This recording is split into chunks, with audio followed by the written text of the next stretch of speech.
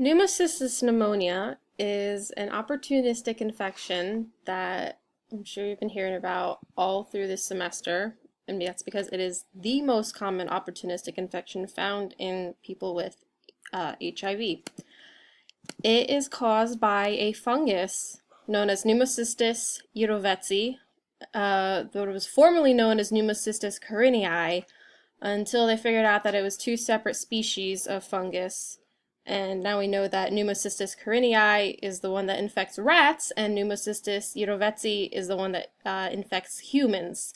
So that's why you might see Pneumocystis pneumonia abbreviated as PCP, Pneumocystis carinii pneumonia, or PJP, Pneumocystis jirovecii pneumonia. Though PCP is still considered correct, because some people argue that PCP can stand for Pneumocystis pneumonia. And this fungus is a very common, ubiquitous pathogen. It is found all throughout the US, and studies show that virtually all Americans are exposed to it by the age of 4. Study shows up some 65 to 100% of children are exposed to it by the age of 4. And as I mentioned, it is the most common opportunistic infection among people with HIV. In the early days of the epidemic, back in the early 80s, some 60 to 80% of HIV positive people came down with PCP.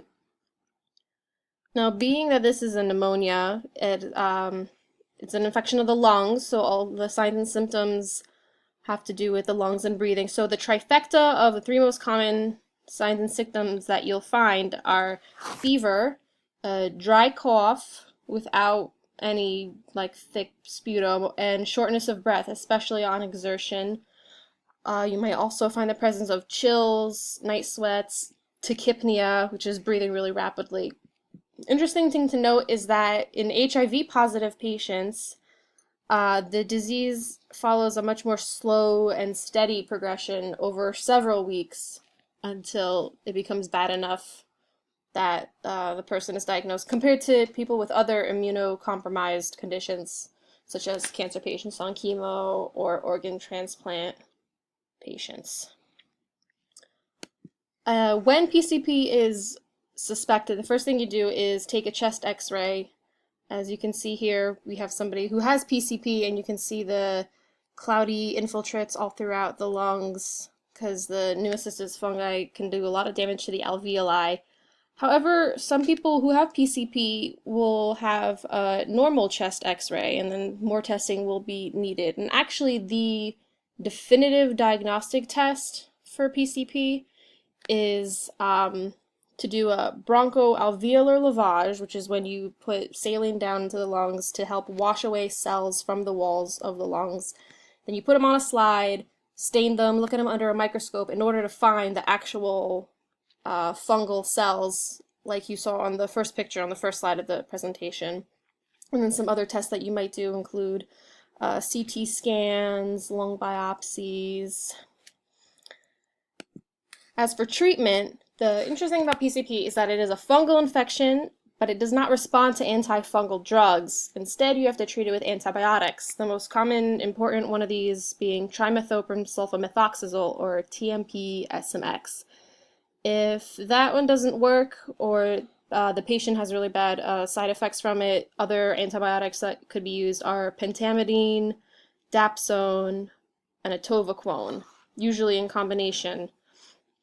Furthermore, for people who have really severe infections in HIV positive people, corticosteroids are used.